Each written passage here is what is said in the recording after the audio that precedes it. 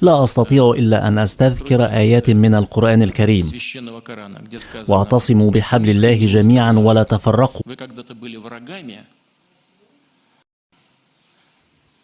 واذكروا نعمة الله عليكم إذ كنتم أعداء فألف بين قلوبكم فأصبحتم بنعمته إخوانا. روسيا لا تتكلم بشكل مباشر، لكنها ترسل رسائل من هنا وهناك.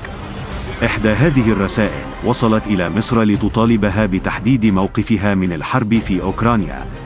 هل ستكون إلى جانب واشنطن كما توحي بعض التحركات المصرية أم إلى جانب موسكو؟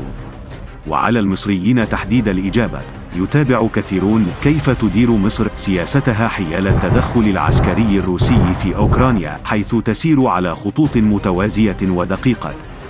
وقد جرى التوقف عند دلالات المناورات التي تقيمها القاهرة للاحتفاظ بعلاقات متوازنة مع أطراف الأزمة الرئيسية، والتي تبدو منحازة إلى موسكو مرة وأخرى تقف إلى جوار واشنطن للخروج من مطبات الخيارات الصعبة في الأزمات الصعبة. ظلت التقديرات الروسية للموقف المصري تتعامل بشيء من الارتياح مع الصيغة التي تتبناها القاهرة، وفهمت الدواعي التي دفعتها إلى معارضة تدخلها العسكري في تصويت سابق تم داخل الجمعية العامة للأمم المتحدة. فإن لم تعلن انحيازها صراحة للولايات المتحدة فهي تظل قريبة من موسكو. ولو أجرت القيادة السياسية في مصر اتصالات بنظيرتها في أوكرانيا أكثر من مرة، ذهبت تحليلات غربية عديدة إلى أن عدم الوقوف في صف معسكر واشنطن هو وقوف على عتبات موسكو، ما جعلها غير قلقة من بعض التصرفات المصرية التي بدت مؤيدة لواشنطن. فالمحصلة النهائية تصب في صالح روسيا، إذ تمارس الإدارة الأمريكية ضغوطا بالغة على عواصم مختلفة لجرها إلى صفها من بينها القاهرة.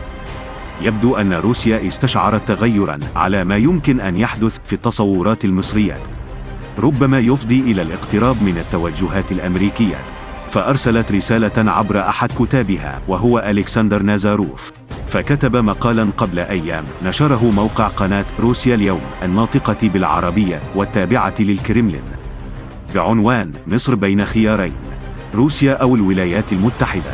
وإن الكثير مما ينشر أو تبثه قنوات رسمية أو شبه رسمية يحوي الكثير من المضامين السياسية التي تريد الدولة الروسية توصيلها، ويقود التفتيش وراء الملفات التي يطرحها هذا الإعلام إلى فهم أهداف الموضوعات التي يتم تسريبها. ولذلك من المهم التعامل مع مقال نازاروف بجدية، وعلى أنه رسالة روسية مطلوب توصيلها إلى القاهرة على وجه السرعة وقبل فوات الأوان، ومن خلال منبر روسيا اليوم التابعة لجهة رسمية كنوع من التحذير المسبق بأن خسائر مصر يمكن أن تصبح فادحة إذا تخلت عن التوازنات التي أقامتها منذ بداية الأزمة الروسية الأوكرانية.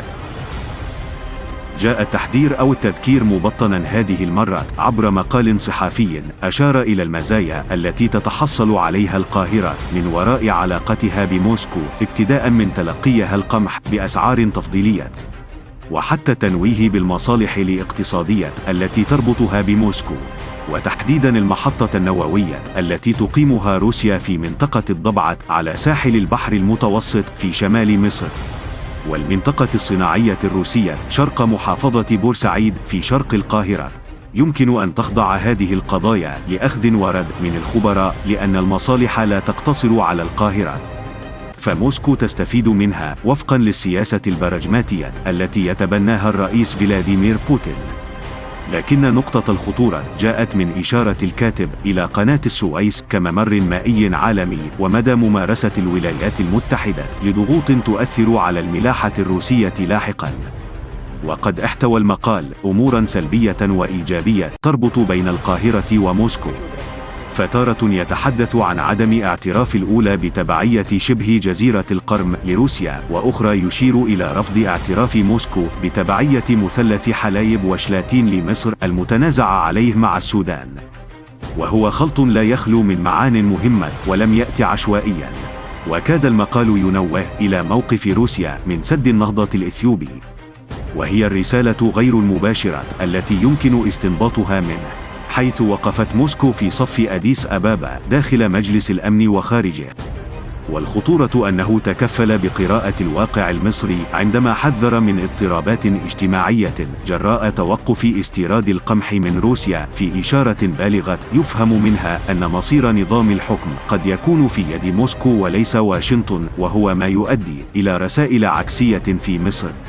ويشير المقال إلى أهمية سياسة تعدد المحاور التي أقامتها القاهرة وتسببت في تفكيك ارتباطها بالولايات المتحدة، وفتحت لمصر أبوابا حصلت من خلالها على مزايا متعددة. توقف صاحب المقال عند سردية متباينة مفادها أن موسكو أكثر جدوى للقاهرة، وفقدانها سيكبدها خسائر باهظة اقتصادية واجتماعية وسياسية وأمنية، ما جعل للنشر على موقع روسيا اليوم أهمية كبيرة. فالمقال لم يقطع بشيء محدد، غير أنه يحمل استباقا لسيناريو غير مستبعد وتتوقع موسكو حدوثه قريبا، فأراد أن يدق جرس إنذار مبكر، مستفيدا من الحذر الذي تبده مصر في التعامل مع الأزمة الأوكرانية وتداعياتها، وملوحا بأن التخلي عن سياسة تعدد المحاور سوف يفقد القاهرة واحدة من أهم مزايا نظام الحكم الراهن فيها. ولم تعلق القاهرة بطريقة مباشرة أو غير مباشرة على المقال، ما يعني أنها لا تريد سكب المزيد من الزيت على النار وإضفاء مصداقية على المقال، أو أن ما يتضمنه من تلميحات يقترب من الواقع. وفي الحالتين تبدو العلاقة مع موسكو مرشحة لمكاشفات سياسية تحسم التقديرات المتناقضة التي تخرج من مصر وروسيا، والتي قد يساء فهمها أحيانا. ولم تظهر أي تصريحات في القاهرة تشير إلى أنها عازمة على تغيير تعاملها مع الأزمة الأوكرانية، فصيغة عدم الانحياز مريحة لها، لكن التطورات المتسارعة يمكن أن تجبرها على تحديد خيارها بوضوح أكثر. وعند الوصول إلى هذه المحطة سترجح كافة مصالحها مع الولايات المتحدة، وهو فحوى الرسالة التي حذرت موسكو من الوصول إليها قريبا من خلال مقال ألكسندر نازاروف.